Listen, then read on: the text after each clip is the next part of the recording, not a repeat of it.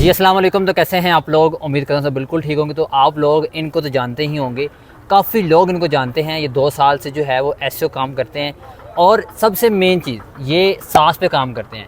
काफ़ी लोगों को सास को पता होगा, कुछ को सास का नहीं पता होगा। तो आज हम प्रॉपर डिटेल में बात करेंगे सास को लेके कि सास की गेस्ट पोस्ट कितने की सेल होती है, मैक्सिमम और मिनिमम कितना प्रॉफिट मार्जिन होता है, जो लोग न्यू हैं वो कैसे काम कर सकते हैं। तो आज सारी डिटेल्स हम पूछेंगे अरसलान भाई से। जी अस्सलाम वालेकुम। वालेकुम अस्सलाम। क्या हाल चाल? अल्हम्दुलिल्लाह। फखर भाई आप कैसे हैं? अल्हम्दुलिल्लाह। पहले ये बताएं कि सास होता क्या है? बेसिकली जो सास चीज़ है ना, वो ये चीज़ है कि सॉफ्टवेयर एज आ सर्विस बेस्ड वेबसाइट, यानी वो वेबसाइट जो एज आ सर्विस जो है, जैसे लाइक सैमरश एक सर्विस दे रहा है हमें, AHRF एक सर्विस दे रहा है, नेमचीप, इस तरह की ऐसी वेबसाइट जो एक सर्विस बेस्ड होती हैं वो भी बैकलिंक्स अलाउ करती हैं। और उनके भी क्लाइंट्स होते हैं, यानी जिन्होंने सर्विस बेस्ड न्यू साइट बनाई होती है, या जो पुरानी साइट्स भी होती हैं वो भी बहुत ज़्यादा जो है वो आर्टिकल हमसे गेस्ट पोस्ट के तौर पे या लिंक इंसर्शन के ज़रिए जो है वो ऑर्डर कंप्लीट करवाते हैं।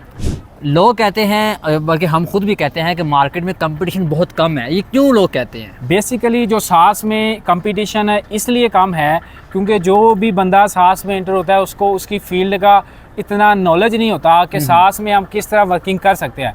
इसमें बेसिकली आपका ज़्यादातर जो रिलेशनशिप बिल्ड होता है वो कंपनीज़ के साथ होता है, एक लोकल बंदे के साथ कभी भी इसमें आपका रिलेशनशिप बिल्ड नहीं होता। और सास के बैकलिंक्स जो हैं वो सास की साइट्स पर ही प्रोवाइड किए जा सकते हैं। कुछ लोगों के पास उनको साइट्स देने के लिए अगर क्लाइंट मिल भी जाता है तो उनके पास कुछ, किसी के पास जर्नल साइट हैं, किसी के पास टेक की हैं, यानी और निशिस की साइट्स हैं, लेकिन उनके पास सास की प्योर साइट्स नहीं होती, जिसकी वजह से वो क्लाइंट को अपनी तरफ अट्रैक्ट नहीं कर सकते। इस वजह से वो इस फील्ड को छोड़ जाते हैं सास को, इसीलिए सास में अभी तक कंपटीशन इंक्रीज़ नहीं हुआ।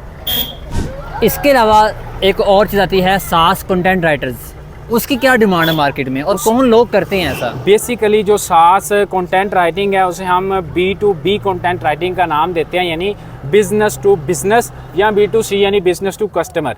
इसकी जो राइटिंग का स्टाइल है या जिस तरीके से इसका आर्टिकल राइट किया जाता है उसमें आपने एक बंदे को आगे सिर्फ और सिर्फ पढ़ने पे इंगेज नहीं करना होता, आपने उसको इस तरह इंगेज करना है ताकि वो आपकी सर्विस यानी उस साइट की सर्विस जो है वो बाय भी करे। लाइक अगर हम बात करें तो जैसे एफिलिएट कंटेंट होता है, उसमें तो हम किसी और साइट का लिंक दे रहे होता है ना चीज़ को ख़रीदने के लिए। इसमें ये होता है कि हम अपनी ही सर्विस अपने ही ब्लॉग के ज़रिए यानी राइटिंग के ज़रिए अपने ही होम पेज पर उसे कन्वर्ट करते हैं और वहाँ से वो हमारी सर्विस को बाय करता है। और इसका सारा जो रेवेन्यू है वो भी यहाँ से ही जनरेट होता है जब सर्विस को बाय करता है। लाइक HRF को बाय करता है, कोई सैमरश को बाय करता है, कोई भी राइटिंग टूल है, ये सारे सर्विस बेस्ड वेबसाइट्स हैं, जैसे नेमचीप की होस्टिंग है, इसी तरह जो होस्टिंगर है, ये सारे जो है आपसे कंटेंट राइटिंग करवाते हैं। कैपकट, मोवेवी, ये बहुत से ऐसे ब्रांड्स हैं।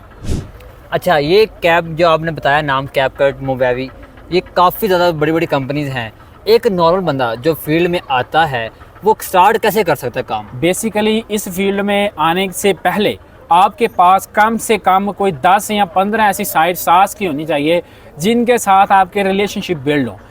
रिलेशनशिप का मतलब यह है कि सास के बहुत कम ऐसी वेबसाइट हैं जो आपसे पैसे डिमांड करती हैं। साहिल भाई या फ़खर भाई, ये जो हमारी सास की साइट्स है ना, ये इन रिटर्न में हमसे ना एक्सचेंज लेती हैं, ये हमसे पैसे नहीं लेती। और जब हम इन एक्सचेंज की बात करते हैं तो लोगों के पास उनको एक्सचेंज में देने के लिए साइट्स नहीं होती। बहुत से लोग कहते हैं जी हमारे जर्नल साइट से तो हम एक्सचेंज कर लेंगे। नहीं, उनसे नहीं होगा, जर्नल साइट से एक्सचेंज नहीं होगा, सास टू सास ही एक्सचेंज होता है।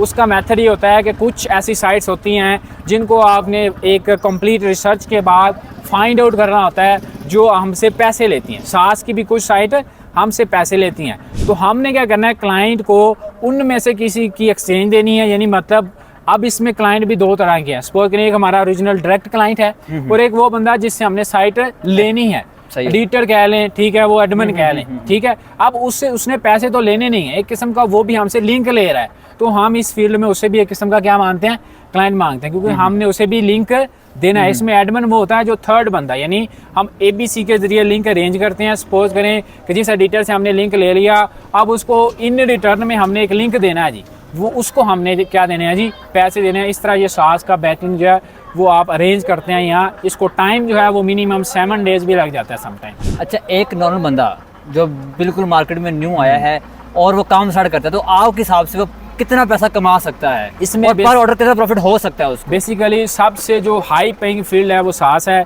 अगर आप एक सिंपल गेस्ट पोस्ट जैसे जो लोग आथर की व्हाट्सएप ग्रुपों में फेसबुक 1000, जलील 500, होके 500 बेच रहे हैं, ठीक है, 1000 प्रॉफिट है, 500 या 2000 है। और इसका जो आपके पास मिनिमम एक लिंक भी अगर आप अरेंज करते हैं पूरे मंथ में तो आप 10 से 20,000 और मैक्सिमम जो अभी तक मैंने इसमें एक लिंक से अर्निंग जनरेट किया है वो 50,000 की है। मतलब कि आप इसमें एक लिंक के 10,000 से लेके 50,000 तक जो है वो एक लिंक के PKR डॉलर में आप खुद कन्वर्ट कर लें, डॉलर में आप लगा लें $200, ठीक है। मतलब इसमें आप इतना रेवेन्यू जनरेट कर सकते हैं, लेकिन इसमें सिर्फ और सिर्फ आपको थोड़ा बहुत समझने की नीड है, थोड़ी सी मेहनत करने की जरूरत होगी। इसके अलावा कोई और टिप शिप कोई अगर आप देना चाहते हो तो? इसके अलावा यही टिप है कि बेसिकली जो है अगर आप लोग गेस्ट पोस्ट का काम कर रहे हैं, ठीक है, एज ए SEO पर्सन जो बेसिकली साहिल भाई या फ़खर भाई ने आपको पहले भी बताया कि मैं पिछले तकरीबन 2 साल से जो है वो SEO की फील्ड में काम कर रहा हूँ, जिसमें मैंने डिफरेंट फील्ड्स पे काम किया। मैंने सास SEO पे काम किया है, मैंने ऑन पेज कीवर्ड्स, इस तरह गेस्ट पोस्ट, ये सब फील्ड पे काम किया है। लेकिन सबसे जो हाई पेइंग बैकलिंक की फील्ड में जो फील्ड है वो सास बैकलिंक्स है। अगर आप गेस्ट पोस्ट पे ही स्पेशल रहना चाह रहे हैं, SEO में मूव ऑन नहीं होना चाह रहे, तो आप जो है वो सास बैकलिंक की तरफ ज़रूर आए, जिससे आप अपनी अमाउंट को जो है वो डबल से भी ट्रिपल कर सकते हैं। अगर आप डेली फेसबुक व्हाट्सएप ग्रुपों में जलील होके 500,000 रुपये कमा रहे हैं तो आप वहाँ से मूव ऑन होके आप जो है वही 50,000 तक मूव ऑन कर सकते। लेकिन टाइम जरूर लगेगा, लेकिन कुछ भी इम्पॉसिबल नहीं है। नहीं। जितनी अर्निंग आपने करनी है अपने ज़ात के लिए करनी है। हाँ, फ्यूचर में मेहनत हर जगह लगती है, बिल्कुल। इन्वेस्टमेंट आपका सिर्फ टाइम होगा और कुछ भी नहीं है। इस फील्ड में वैसे भी टाइम कंज्यूमिंग फील्ड है और इन्वेस्टमेंट नहीं है। ये गेस्ट पोस्ट या बैकलिंक्स की कोई भी फील्ड है वो सिर्फ टाइम कंज्यूमिंग है। बाकी आप मेहनत करें, लगन से काम करें तो ज़रूर आप कामयाब हो जाएंगे। इंशाल्लाह। तो इंशाल्लाह नेक्स्ट वीडियो में अपना ख्याल रखिएगा। अल्लाह हाफिज़।